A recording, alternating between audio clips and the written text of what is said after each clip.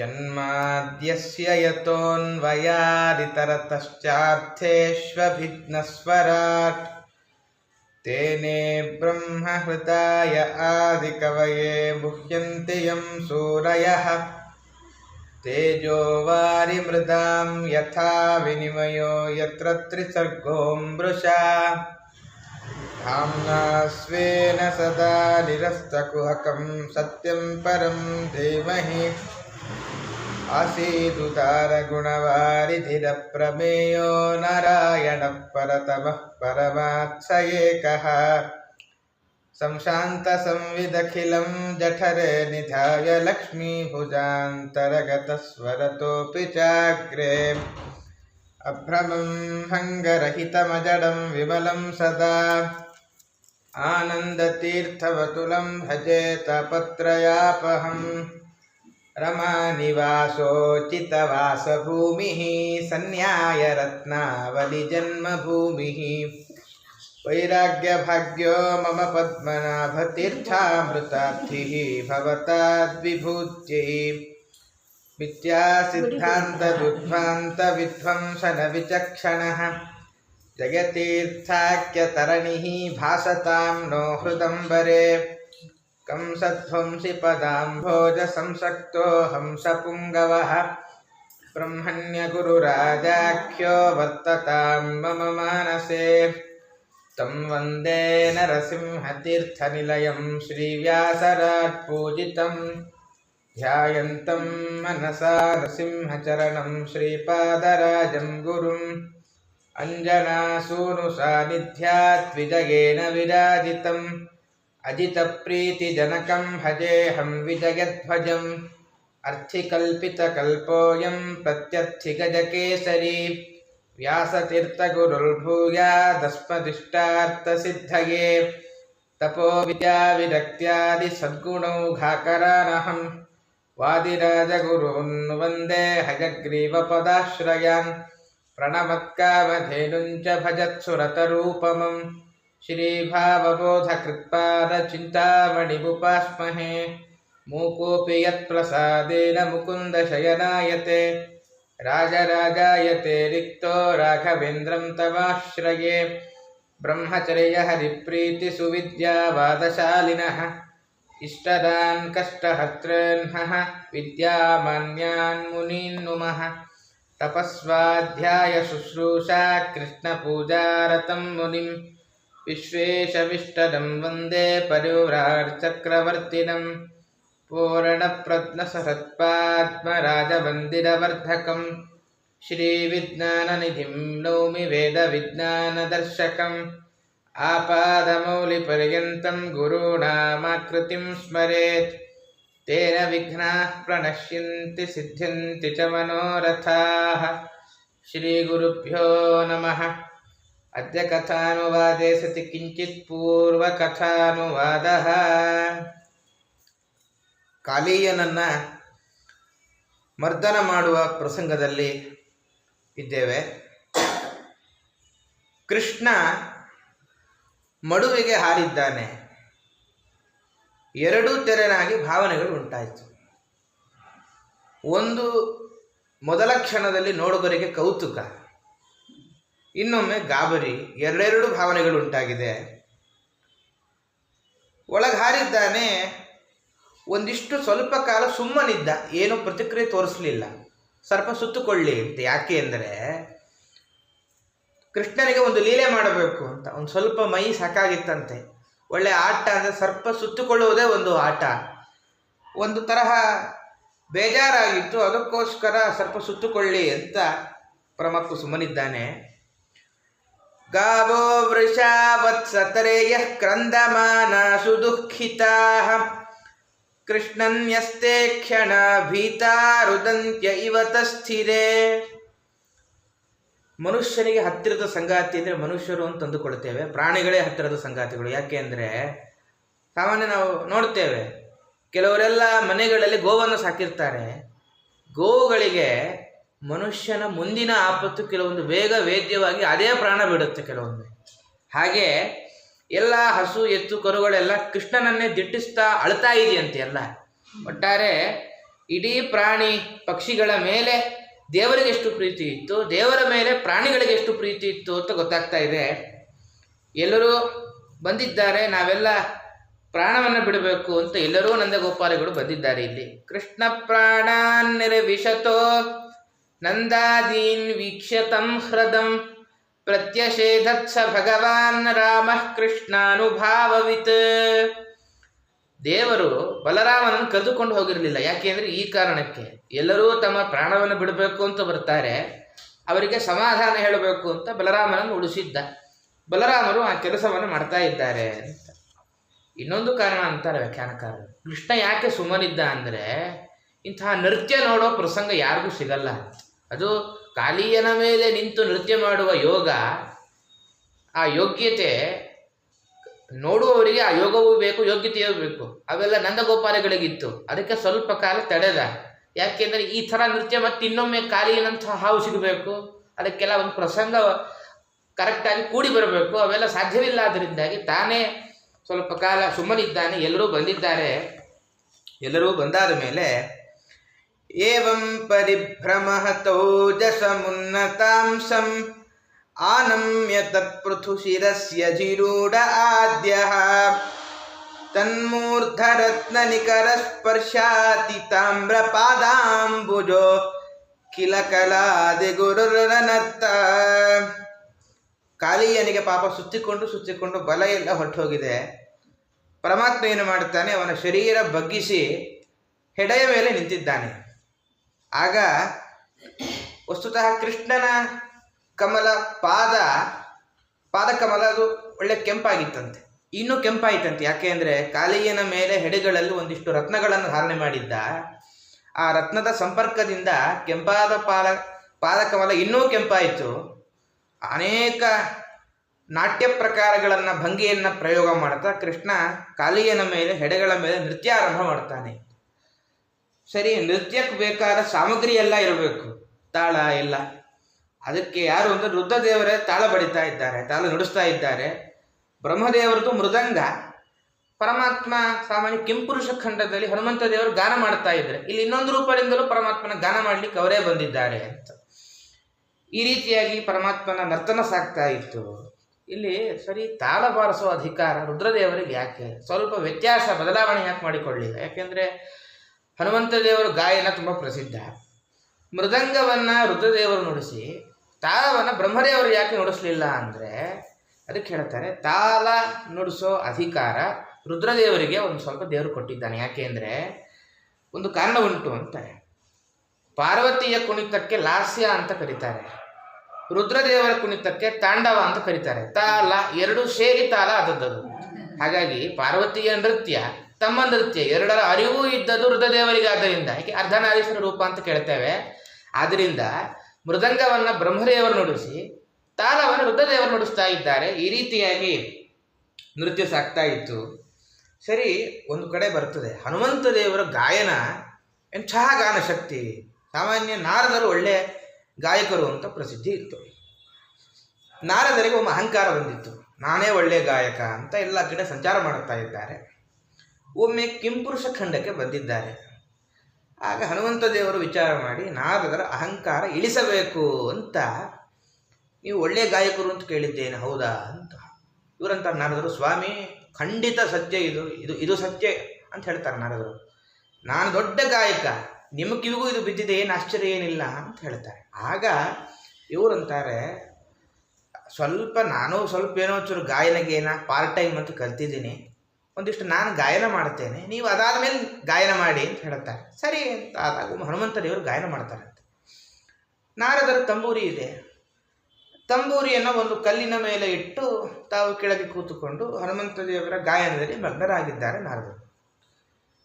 ಗಾಯನ ಮುಗಿದಿದೆ, ನಾರದರು ಮಂತ್ರಮುಗ್ಧರಾಗಿದ್ದಾರೆ. ಹನುಮಂತ ದೇವರು ಗಾಯನ ಮುಗಿಸಿ, ಸ್ವಾಮಿ ಗಾಯನ ಮುಗಿತ್ತು, ಇವ್ರಿಗೆ ಎಚ್ಚರವೇ ಇಲ್ಲ ಗಾಯನ ಮುಗಿದಿದೆ ಅಂತ. ಹನುಮಂತ ದೇವರು ಅಂತಾರೆ, ನೀವು ಗಾಯನವನ್ನು ಆರಂಭ ಮಾಡಿ ಅಂತ. ನಾರದರು ತಂಬೂರಿ ನೋಡ್ತಾರೆ, ತಂಬೂರಿ ಇರೋದೇ ಇಲ್ಲ. ಯಾಕೆ ಅಂದರೆ ಯಾವ ಕಲ್ ಮೇಲೆ ಇಟ್ಟಿರ್ತಾರೋ ಅವರ ಹಾಡಿಗೆ ಕಲ್ಲೇ ಕರಗಿ ತಂಬೂರಿ ಒಂದು 5 ಅಡಿ ಕೆಳಗೆ ಹೋಗಿರುತ್ತೆ ಅಂತ. ಹಾಗಾದರೆ ಕಲ್ಲನ್ನು ಕರಗಿಸುವ ರಾಗ ಗೊತ್ತಿತ್ತು ಹನುಮಂತರಿಗೆ. ಆವಾಗ ನಾರದರಿಗೆ ಗರ್ವಭಂಗ ಆಗತ್ತಂತೆ ಅಂತ ಒಂದು ಪುರಾಣ ಉಲ್ಲೇಖ ಮಾಡುತ್ತೆ.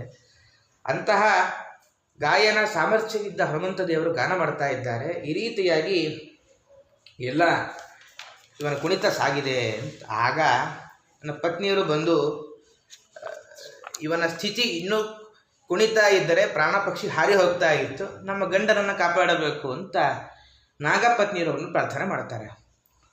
ಕಸ್ಯಾನುಭಾವೋಸ್ಯ ನ ದೇವ ವಿದ್ಮಹೇ ತವಾಂಘ್ರಿರೇಣು ಸ್ಪರ್ಶಾಧಿಕಾರಃ ಯದ್ವಾಂಛಯಾ ಶ್ರೀಲಲನಾಚರತ್ತಪೋ ವಿಹಾಯ ಕಾಮಾನ್ ಸುಚಿರಂ ಧೃತೌ ವ್ರತಾ. ಸ್ವಾಮಿ, ನಿನ್ನ ಪಾದಧೂಳಿಯ ಸ್ಪರ್ಶ ನನ್ನ ಗಂಡನಿಗಾಗಿದೆ. ಅದು ದೊಡ್ಡ ಯೋಗ್ಯತೆ ಕಾಲಿ ಅನ್ನೋದು. ಯಾಕೆ ಅಂದರೆ ನೂನಂ ತಪೋಯಸ್ಯ ಅಂತ ಲಕ್ಷ್ಮೀದೇವಿ ನಿನ್ನ ಸಾನ್ನಿಧ್ಯ ದೊರೆಯಬೇಕು ಅಂತ ತಪಸ್ಸನ್ನು ಆಚರಿಸಿದ್ದಾಳೆ.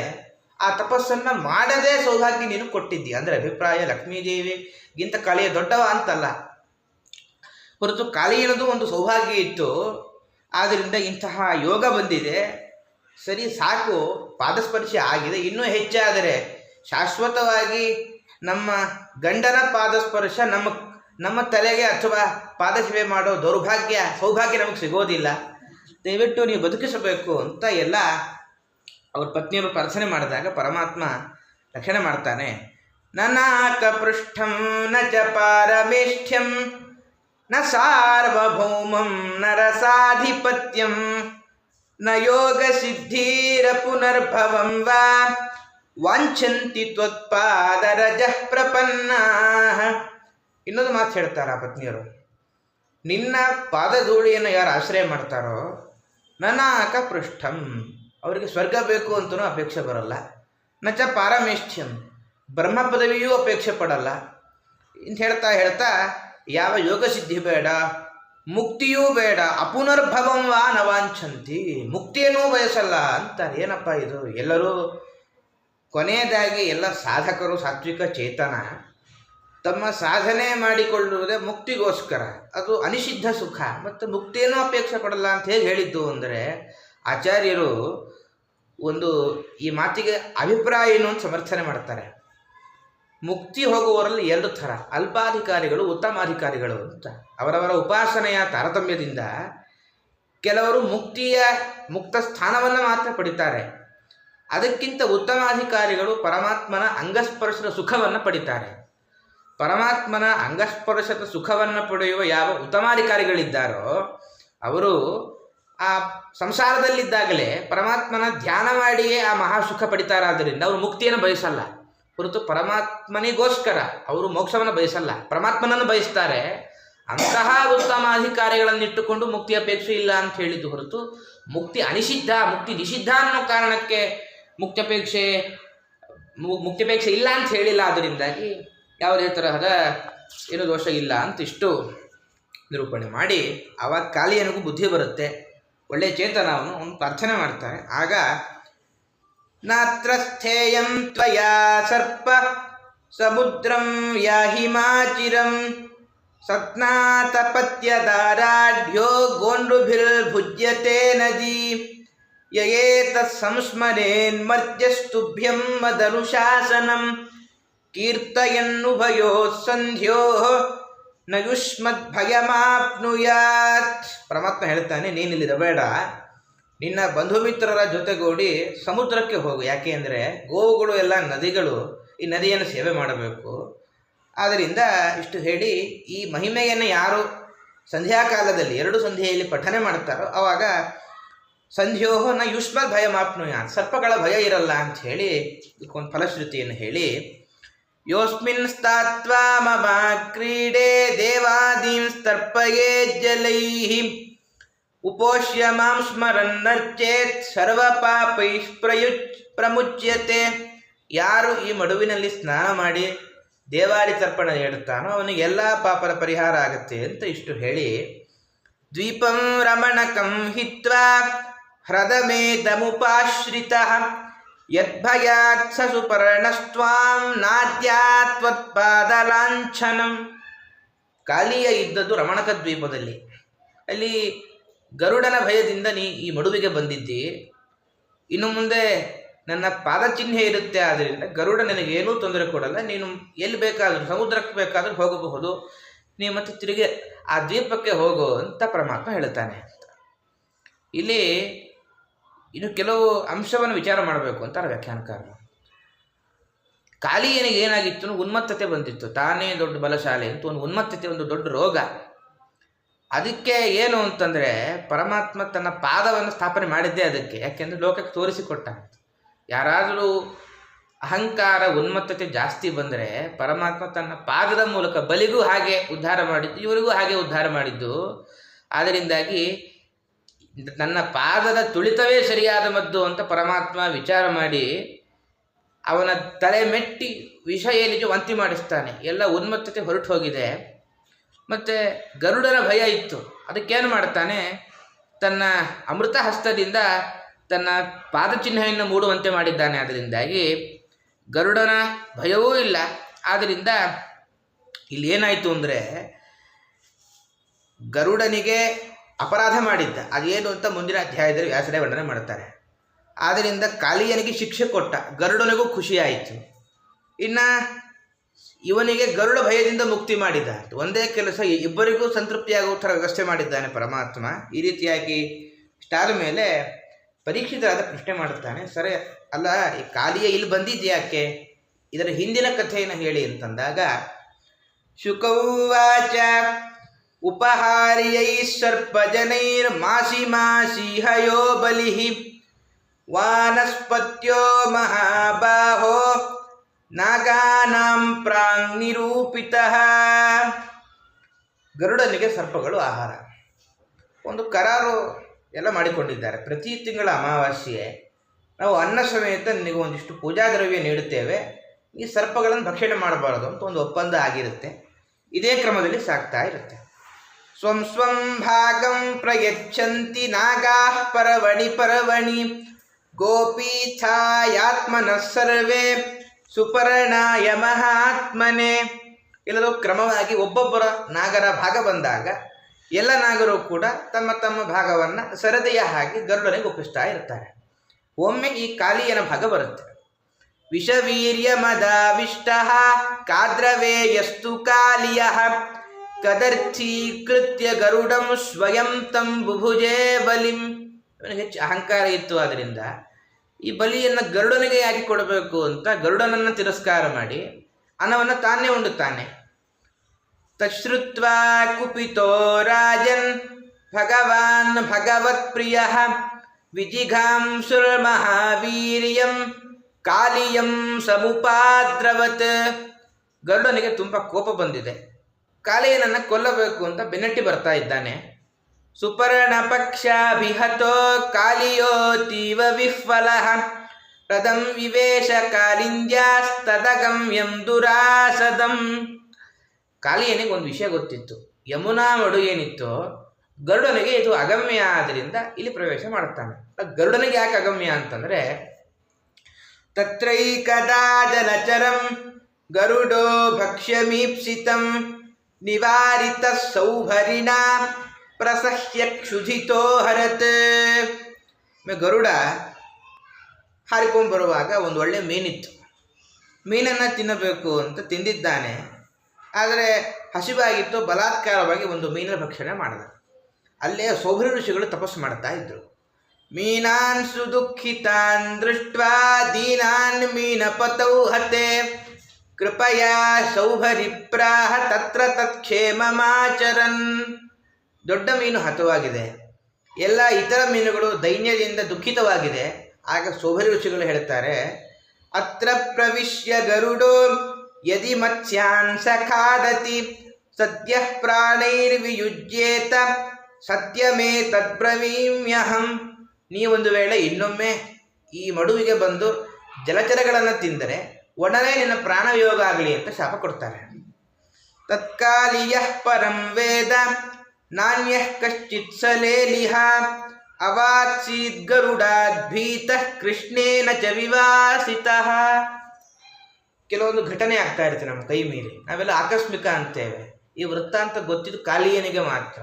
ಯಾಕೆ ಬೇರೆ ಬೇರೆ ನಾಗಗಳಿಗೆ ಗೊತ್ತಾಗಿದ್ದರೆ ಎಲ್ಲ ನಾಗಗಳು ಬರ್ತಾ ಇತ್ತು. ಆದರೆ ಎಲ್ಲವೂ ಪೂರ್ವ ನಿಯೋಜಿತ. ಕಾಳಿಯನಿಗೆ ಮಾತ್ರ ಗೊತ್ತಿತ್ತು. ಯಾಕೆಂದರೆ ಪರಮಾತ್ಮನ ಪಾದಸ್ಪರ್ಶ ಆಗುವ ಯೋಗ್ಯತೆ ಕಾಳಿಯನಿಗೆ ಮಾತ್ರ ಈ ಕಾಲದಲ್ಲಿ ಇತ್ತು. ಆದ್ದರಿಂದ ಕಾಳಿಯನಿಗೆ ಮಾತ್ರ ವೃತ್ತಾಂತ ಗೊತ್ತಿತ್ತು.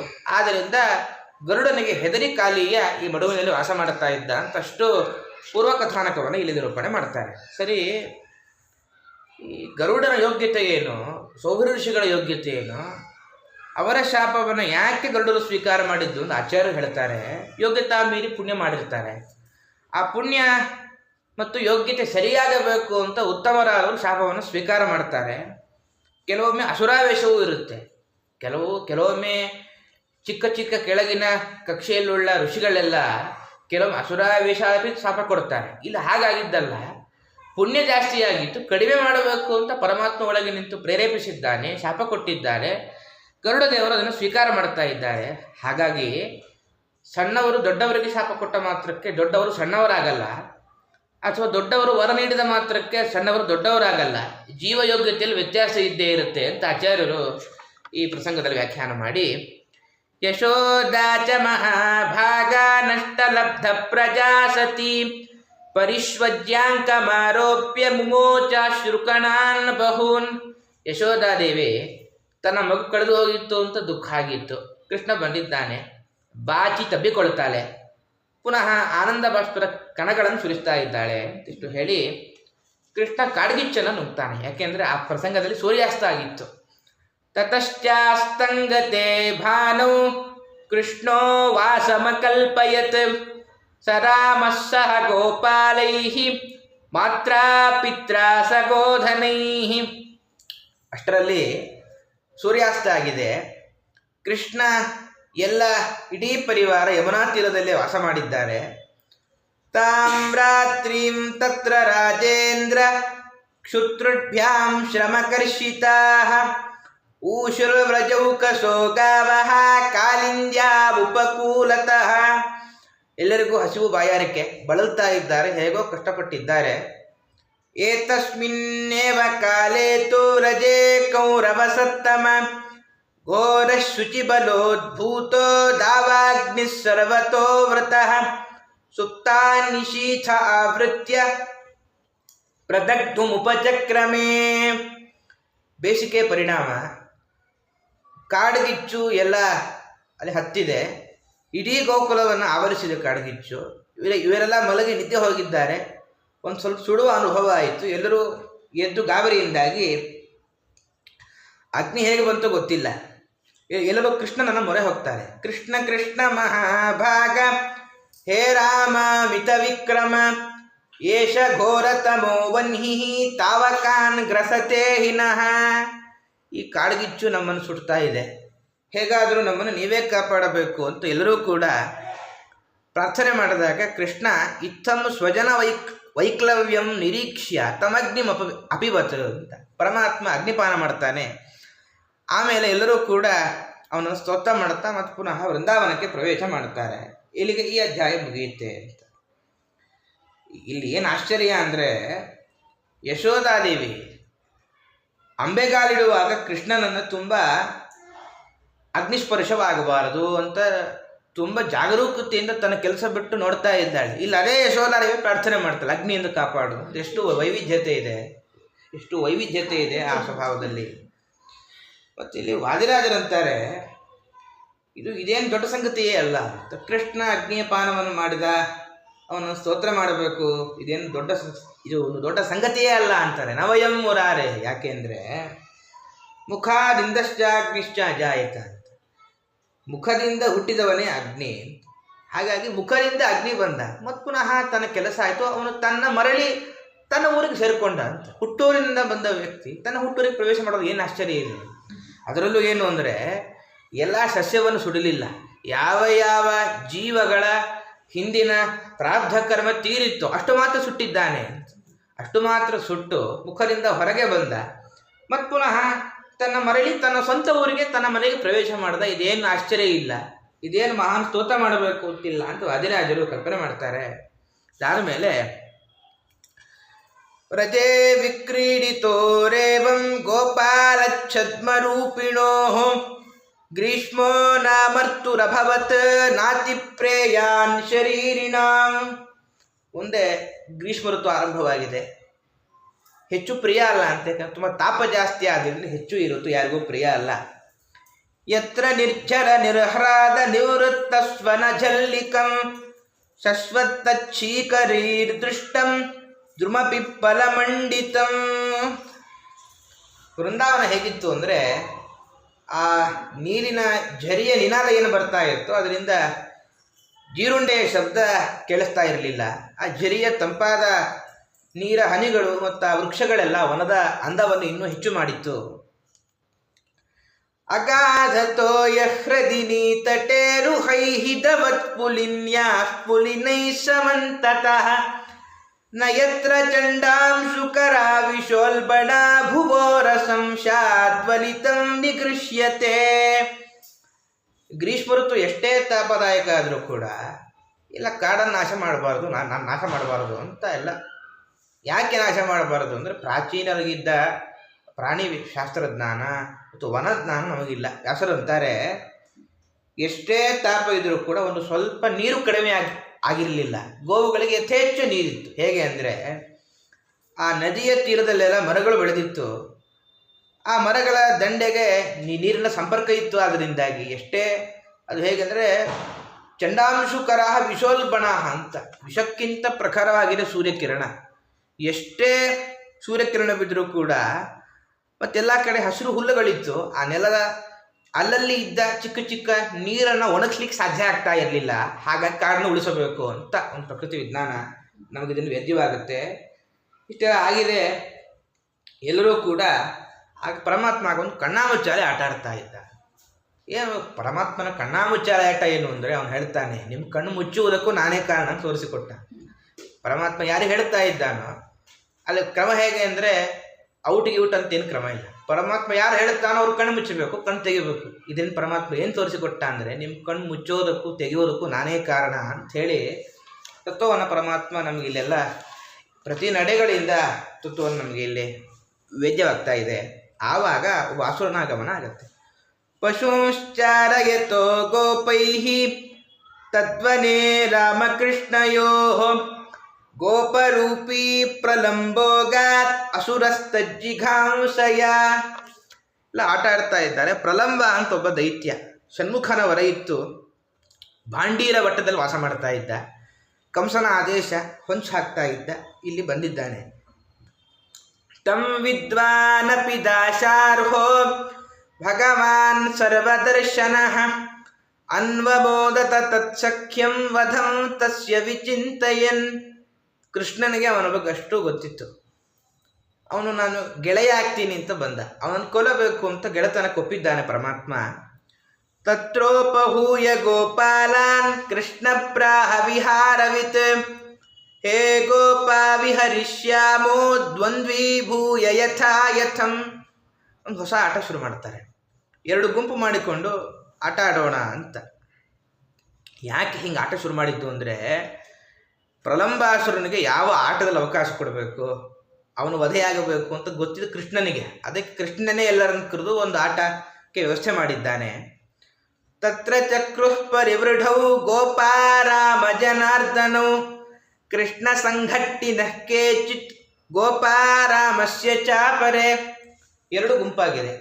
ಒಂದು ಗುಂಪಿಗೆ ಬಲರಾಮರು ನಾಯಕರು, ಇನ್ನೊಂದು ಗುಂಪಿಗೆ ಪರಮಾತ್ಮ ನಾಯಕ. ಈ ರೀತಿಯಾಗಿ ಆಟ ಸಾಗ್ತಾ ಇತ್ತು. ಆಚೇರ್ವಿವಿಧ ಕ್ರೀಡಾ ಬಾಹ್ಯವಾಹಕ ಲಕ್ಷಣಾ ತತ್ರಾರೋಹಂತಿ ಜೇತಾರೋ ವಹಂತಿ ಚ ಪರಾಜಿತಾಃ. ಅನೇಕ ಆಟಗಳು.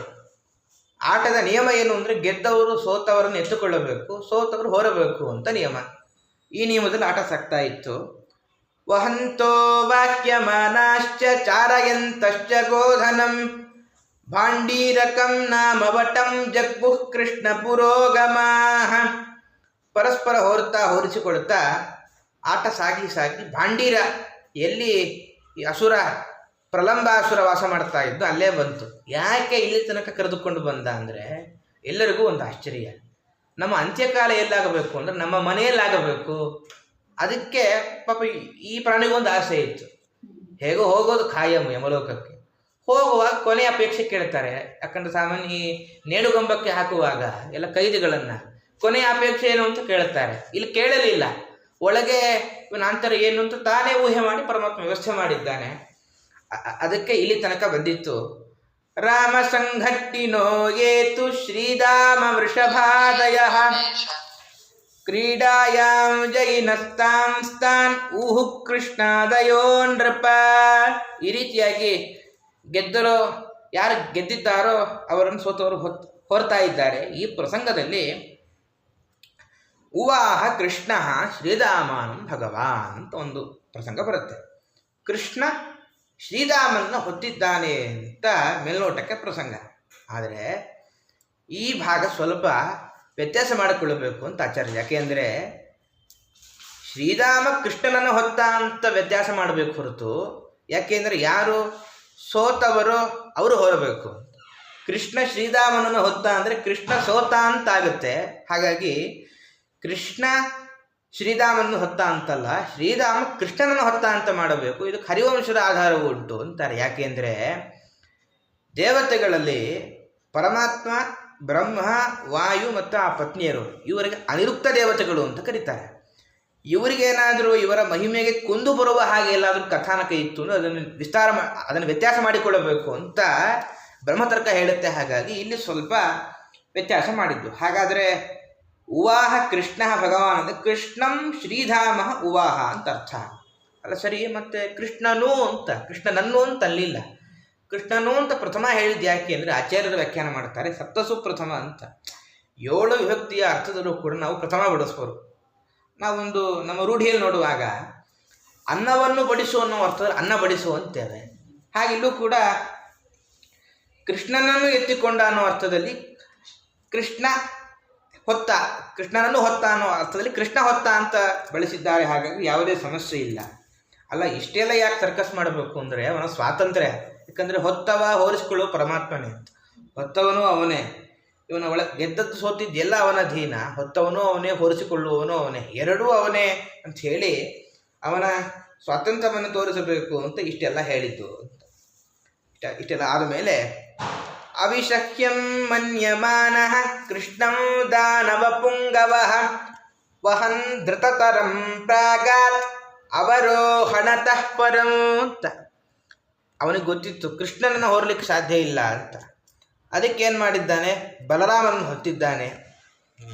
ವೇಗವಾಗಿ ಬಾಂಡೀರ ವೃಕ್ಷದ ಕಡೆ ಸಾಗಿದ್ದಾನೆ. ಅಲ್ಲಿ ವಸ್ತುತಃ ಅವನನ್ನು ಇಳಿಸಿ ಅಲ್ಲೇ ಆಟದ ಏನು ಇತ್ತು ಕರಾರು, ಅದರ ಪ್ರಕಾರ ಒಂದು ಸ್ಥಳಕ್ಕೆ ಸ್ಟಾಪ್ ಮಾಡಬೇಕಾಗಿತ್ತು. ಅದು ಇನ್ನೂ ಮುಂದೆ ಹೊತ್ಕೊಂಡು ಓಡ್ತಾ ಇದ್ದಾನೆ. ಎಲ್ಲರಿಗೂ ಖಾತ್ರಿ ಆಯಿತು ಇವನು ಯಾರೋ ಗೋಪಾಲಕ ಅಲ್ಲ, ಮಾರುವೇಷದಿಂದ ಬಂದ ಒಬ್ಬ ಅಸುರ ಅಂತ ಎಲ್ಲರಿಗೂ ಖಾತ್ರಿಯಾಗಿದೆ. ತಮುದ್ವಹನ್ ಧರಣಿಧರೇಂದ್ರ ಗೌರವಂ ಮಹಾಸುರೋ ವಿಗತರಯೋ ನಿಜಂ ವಪುಃ ಸ ಆಸ್ಥಿತಃ ಪುರಟ ಪರಿಚ್ಛದೋ ಬಭೂತಡಿದ್ಯುಮಾನುಡುಪತಿ ಮಾನಿವಾಂಬುಧಃ. ಬಲರಾಮ ಬೆಟ್ಟದ ಹಾಗೆ ಭಾರವಾಗ್ತಾನೆ. ಅವನನ್ನು ಹೋರ್ಲಿಕ್ಕೆ ಸಾಧ್ಯವಾಗಿಲ್ಲ, ವೇಗ ಕ್ಷೀಣಿಸಿದೆ. ಆಗ ಅವನು ತನ್ನ ನಿಜವಾದ ರೂಪವನ್ನು ಪಡಿತಾನೆ. ಬಲರಾಮ ಬಂಗಾರದ ಆಭರಣ ಧರಿಸಿದ್ದಾನೆ. ಅದು ಹೇಗಿತ್ತು ಅಂದರೆ ಚಂದ್ರನ ಸಮೀಪದಲ್ಲಿ ಈ ಕರಿಮೋಡ ಬಂದಾಗ ಆ ಕರಿಮೋಡದಿಂದ ಮಿಂಚು, ಆ ಮಿಂಚಿನ ಕಾಂತಿ ಹೇಗಿರುತ್ತೋ ಆ ಥರ ಇತ್ತಂತೆ. ಏನು ಸಂಬಂಧ ಅಂದರೆ ಚಂದ್ರನಂತಹ ಧವಳವರ್ಣ ಬಲರಾಮನದು, ಕರಿಮೋಡದಂತಹ ಅತಿ ಕಪ್ಪು ವರ್ಣ. ಒಂಥರ ನಮಗೆ ಅತಿ ಕಪ್ಪು ಅಂದರೆ ಇದು ಎಣ್ಣೆಗಪ್ಪಲ್ಲ, ಯಾಕೆಂದರೆ ಕಪ್ಪಿನಲ್ಲಿ 2 ಥರ. ಕೃಷ್ಣನು ನೀಲಮೇಘಶ್ಯಾಮ ಅಂತ ಕರಿತೇವೆ, ಅವನದು ಎಣ್ಣೆಗಪ್ಪು, ಇವನದು ಅಂಗಾರದ ಕಪ್ಪು ಅಂತ. ಹಾಗಾಗಿ ಇವನಿಗೆ ಅಂಗಾರಕ ಅಂತಲೂ ಒಂದು ಬಿರುದು ನಾವೇ ಬೇಕಾದರೆ ಹೇಳ್ಬೋದು. ಚಂದ್ರನಂತಹ ಧವಳವರ್ಣವುಳ್ಳವನು ಬಲರಾಮ. ಇವನಿಗೆ ಕರಿಮೋಡದ ಹಾಗೆ ಬಣ್ಣ ಇತ್ತು, ಮಿಂಚಿದಂತೆ ಆ ಬಂಗಾರದ ಆಭರಣ ಮಿಂಚಿನ ಹಾಗಿತ್ತಂತೆ. ಹಾಗಾದರೆ ಕರಿಮೋಡದಿಂದ ಬಂದ ಮಿಂಚಿನ ಹಾಗೆ ಹೇಗೆ ಮಿಂಚು ಹೊಡೆದಾಗ ಚಂದ್ರ ಹೇಗೆ ಶೋಭಿಸ್ತಾನೋ ಹಾಗೆ ಬಲರಾಮ ಶೋಭಿಸ್ತಾ ಇದ್ದ ಅಂತ ಇಷ್ಟು ಹೇಳಿ, ನಿರೀಕ್ಷ ತದ್ವಪುರಲಮಂಬರೇ ಚರಂ ಪ್ರದೀಪ್ತ ಭ್ರುಕೋಟಿತಟೋಗ್ರದಂಷ್ಟ್ರಕಂ ಜ್ವಲಚ್ಛಿಕಂ ಕಟಕ ಕಿರೀಟ ಕುಂಡಲತ್ವಿಷಾದ್ಭುತಂ ಹಲಧರ ಈಶದತ್ರ ಸತ್ ಅಂತ. ಆ ರಾಕ್ಷಸ ಶರೀರ ಕಾಣ್ತಾ ಇದ್ದಾನೆ. ಒಂದು ಸ್ವಲ್ಪ ಭಯ ಆದ ಹಾಗಾಯ್ತಂತೆ. ಯಾಕೆಂದರೆ ತಾನು ಬೆಟ್ಟದ ಹಾಗೆ ಭಾರವಾದೆ, ಆದರೂ ಈ ರಾಕ್ಷಸ ಹಾಗೆ ಓಡ್ತಾ ಇದ್ದಾನೆ ಅಂತ ಒಂದು ಸ್ವಲ್ಪ ಭಯ ಉಂಟಾಯಿತು. ಆಗ ಕೃಷ್ಣ ಹೇಳ್ತಾರಂತೆ, ಅಹಂ ಯಸ್ಸ ಭವಾನೇವ ಯಸ್ತ್ವಂ ಸೋಹಂ ಸನಾತನಃ ಅಂತ. ಈ ಭಾಗ ವ್ಯಾಸರು ಇಲ್ಲಿ ಸಂಕ್ಷಿಪ್ತ ಮಾಡಿದ್ದಾರೆ. ವಿಷ್ಣು ಪುರಾಣದಲ್ಲಿ ಹೆಚ್ಚು ವಿಸ್ತಾರ ಮಾಡ್ತಾರೆ. ಸ್ವಲ್ಪ ನಿನ್ನಲ್ಲಿ ನನ್ನ ಆವೇಶ ಇದೆ, ಅದನ್ನು ಸ್ವಲ್ಪ ಜ್ಞಾಪಕಕ್ಕೆ ತಂದುಕೋ ಅಂತ ಕೃಷ್ಣ ಪರಮಾತ್ಮ ಹೇಳ್ತಾನೆ.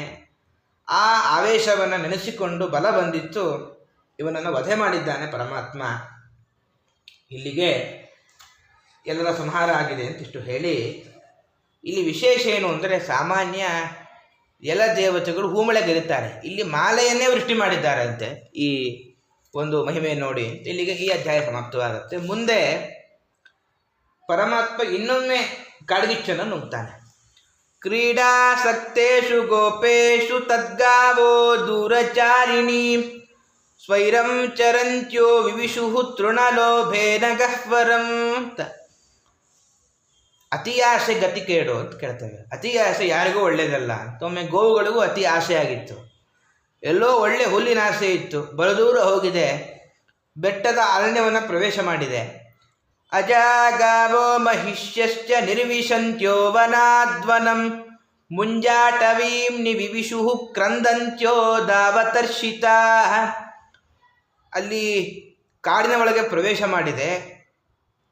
ಆ ಎಂಥ ಕಾಡು ಅಂತ, ಈ ನೊಜೆ ಹುಲ್ಲಿನ ಕಾಡು, ಅದನ್ನು ಪ್ರವೇಶ ಮಾಡಿದೆ. ತೇ ಪಶ್ಯಂತಃ ಪಶೂನ್ ಗೋಪಾಃ ಕೃಷ್ಣ ರಾಮಾದಯಸ್ತಥಾ ಜಾತಾನುತಾಪ ನವಿದುಹು ವಿಚಿನ್ವಂತೋ ಗವಾಂ ಗತಿಂ. ಎಲ್ಲ ಗೋಪಾಲಕರು ಆಟ ಮುಗಿಸಿದ್ದಾರೆ. ಆಟದ ಭರದಲ್ಲಿ ಗೋವುಗಳಲ್ಲಿ ಹೋಗಿರಿ ಅಂತ ಗೊತ್ತೇ ಇಲ್ಲ. ಎಲ್ಲರಿಗೆ ಪಶ್ಚಾತ್ತಾಪ ಆಗಿದೆ, ಗೋವುಗಳನ್ನು ಹುಡುಕ್ತಾ ಹೋಗ್ತಾ ಇದ್ದಾರೆ. ತೃಣೈಸ್ತತ್ಪುರ ದಚ್ಛಿನ್ನೈರ್ ಗೋಷ್ಪದೈರಂಕಿತೈರ್ಗವಾಂ ಮಾರ್ಗಮನ್ವಗಮನ್ ಸರ್ವೇ ನಷ್ಟ ಜೀವ ವಿಚೇತಸಃ ಅಂತ. ಗೋವುಗಳ ಬೊರಸಿತ್ತಲ್ಲಿ, ಎಲ್ಲ ಹಲ್ಲುಗಳಿಂದ ಹುಲ್ಲು ಕತ್ತರಿಸಿ ಹೋಗಿತ್ತು. ಅದರ ಹೆಜ್ಜೆ ಗುರುತನ್ನು ನೋಡಿ ನೋಡಿ ನೋಡಿ ಸ್ವಲ್ಪ ಹೋಗಿದ್ದಾರೆ. ಆದರೆ ಎಲ್ರಿಗೂ ಪ್ರಜ್ಞೆ ತಪ್ಪಿದ ಹಾಗಿತ್ತು. ಒಂದು ಕಡೆ ಹೆಜ್ಜೆ ಗುರುತು ಕೊನೆಯಾಗಿದೆ, ಎಲ್ಲ ಹಸುಗಳು ದಾರಿ ತಪ್ಪಿದೆ, ಏನು ಮಾಡಬೇಕು ಅಂತ ದುಃಖ ಆಗ್ತಾ ಇತ್ತು. ತಾ ಆಹೂತ ಭಗವತ ಮೇಘ ಗಂಭೀರಯಾಗಿರ ಸ್ವನಾಮ್ನಾನಿ ನದಂ ಶ್ರುತ್ವಾ ಪ್ರತಿನೇ ದುಷ್ಪ್ರಹರ್ಷಿತಾ. ಅನೇಕ ಹಸುಗಳಿಗೆ ಅನೇಕ ಸಾವಿರಾರು ಹಸುಗಳಿದೆ, ಸಾವಿರಾರು ನಾಮ ಇತ್ತು. ಪರಮಾತ್ಮ ಈ ಗುಡುಗಿನಂತೆ ಗಂಭೀರವಾದ ಧ್ವನಿಯಿಂದ ಪ್ರತಿ ಹಸುಗಳ ಹೆಸರನ್ನು ಕೂಗಿ ಕರೀತಾನೆ. ಎಲ್ಲ ಹೆಸರುಗಳ ಧ್ವನಿಯನ್ನು ಕೇಳಿ ಎಲ್ಲವೂ ಪ್ರತಿಯಾಗಿ ಧ್ವನಿ ಮಾಡಿ ಈ ಕಡೆ ತಾವೇ ಬಂದು ಬಿಡ್ತಾವೆ ಅಂತ.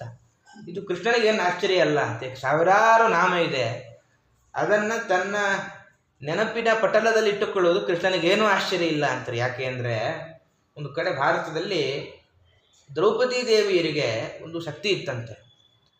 ಆಗಿನ ರಾಜ್ಯದಲ್ಲಿ ಎಷ್ಟೆಷ್ಟು ಜನ ದಾಸಿಯರಿದ್ದಾರೋ, ದಾಸಿಯರ ಆಭರಣ, ದಾಸಿಯರ ಅಷ್ಟು ಗೊತ್ತಿತ್ತು ದ್ರೌಪದಿ ದೇವಿಯರಿಗೆ. ಯಾರಾದರೂ ಒಬ್ಬ ದಾಸಿ ಇನ್ನೊಬ್ಬ ದಾಸಿ ಆಭರಣ ಹಾಕಿಕೊಂಡು ಬಂದರೆ ಜೋರು ಮಾಡ್ತಾ ಇದ್ರಂತೆ. ಅಂತಹ ಸಾವಿರಾರು ದಾಸಿಯರ ಆಭರಣ ವಸ್ತ್ರಾದಿಗಳ ಅರಿವು, ಆ ನೆನಪಿನ ಶಕ್ತಿ ದ್ರೌಪದಿ ದೇವಿಯರಿಗೆ ಇರುವಾಗ ಪರಮಾತ್ಮನಿಗೆ ಇದು ಉಂಟು ಅನ್ನಲಿಕ್ಕೆ ಏನೂ ಆಶ್ಚರ್ಯ ಇಲ್ಲ ಅಂತ ಹೇಳ್ತಾನೆ. ಇಷ್ಟಾಗಿದೆ. ಅಲ್ಲಿಗೆ ಮತ್ತೆ ಪುನಃ ಕಾಡ್ಗಿಚ್ಚು ಆರಂಭವಾಗಿತ್ತು. ವಚೋ ನಿಶಮ್ಯ ಕೃಪಣಂ ಬಂಧೂನಾಂ ಭಗವಾನ್ ಹರಿಹಿ ನಿಮೀಲಯತಮಾಭೈಷ್ಟ ಲೋಚನಾನೀನ್ಯಭಾಷತ. ಎಲ್ಲ ಕಾಡ್ಗಿಚ್ಚು, ಎಲ್ಲರೂ ಹಾಹಾಕಾರ ಮಾಡುತ್ತಾ ಇದ್ದಾರೆ. ಪರಮಾತ್ಮ ಕೇಳಂತಾನೆ, ಎಲ್ಲ ಕಣ್ಣು ಮುಚ್ಚಿಕೊಳ್ಳಿ. ಯಾಕೆ ಅಂದರೆ ಕೆಲವರಿಗೆಲ್ಲ ತಮಗೂ ಅಪಾಯದಿಂದ ಹೇಗೆ ಪಾರಾಗೋದು ಗೊತ್ತಿಲ್ಲ, ಅಪಾಯದಿಂದ ಪಾರಾಗೋ ಉಪಾಯ ಅಂತ ಗೊತ್ತಿರಲ್ಲ.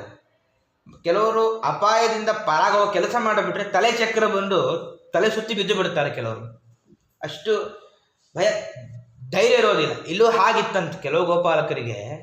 ಈ ವಿಚಿತ್ರವಾದ ಘಟನೆ ನೋಡಿಬಿಟ್ರೆ ಸುಸ್ತಾಗಿ ಅವರನ್ನು ಎಬ್ಸೋದೇ ಕಷ್ಟ ಅಂತ ಈ ಕುಂಭಕರ್ಣನು ಮೀರಿಸುವ ಹಾಗೆ ನಿದ್ರೆಯನ್ನು ಮಾಡ್ತಾ ಇದ್ರಂತ. ಅದಕ್ಕೆ ಏನು ಮಾಡಿದೆ, ನೀವೆಲ್ಲ ಕಣ್ಣು ಮುಚ್ಚಿಕೊಂಡು ಬಿಡಿ, ಯಾವ ಸಮಸ್ಯೆಯೋ ಬೇಡ ಅಂತ ಕಣ್ಣು ಮುಚ್ಚಿಸಿ ಇನ್ನೊಮ್ಮೆ ತಾನೇ ಕಾಡ್ಗಿಚ್ಚನ್ನು ಪಾನ ಮಾಡ್ತಾ ಇದ್ದಾನೆ ಇಷ್ಟು ಹೇಳಿ ಆವಾಗ ಎಲ್ಲರೂ ಒಂದು ತೀರ್ಮಾನ ಮಾಡ್ತಾರೆ. ಮೇಲಿರೆ ದೇವಪ್ರವರ. ಯಾರೋ ಸಾಮಾನ್ಯ ಬಾಲಕ ಅಲ್ಲ, ಖಂಡಿತ ದೊಡ್ಡ ದೇವತಾಂಶ ಇರಬೇಕು ಅಂತ ಎಲ್ಲರಿಗೂ ಒಂದು ತರಹ ತೀರ್ಮಾನ ಆಗುತ್ತೆ. ಮುಂದೆ ವರ್ಷ ಋತುವಿನ ಆರಂಭ. ಒಂದಿಷ್ಟು ವ್ಯಾಸರ ಕಾವ್ಯ ಚಮತ್ಕಾರ. ನಾವೆಲ್ಲ ಕವಿಗಳ ಸಾಲಿನಲ್ಲಿ ಕಾಳಿದಾಸ ಭಾಷಾದಿ ಕವಿಗಳನ್ನು ಕೇಳ್ತೇವೆ.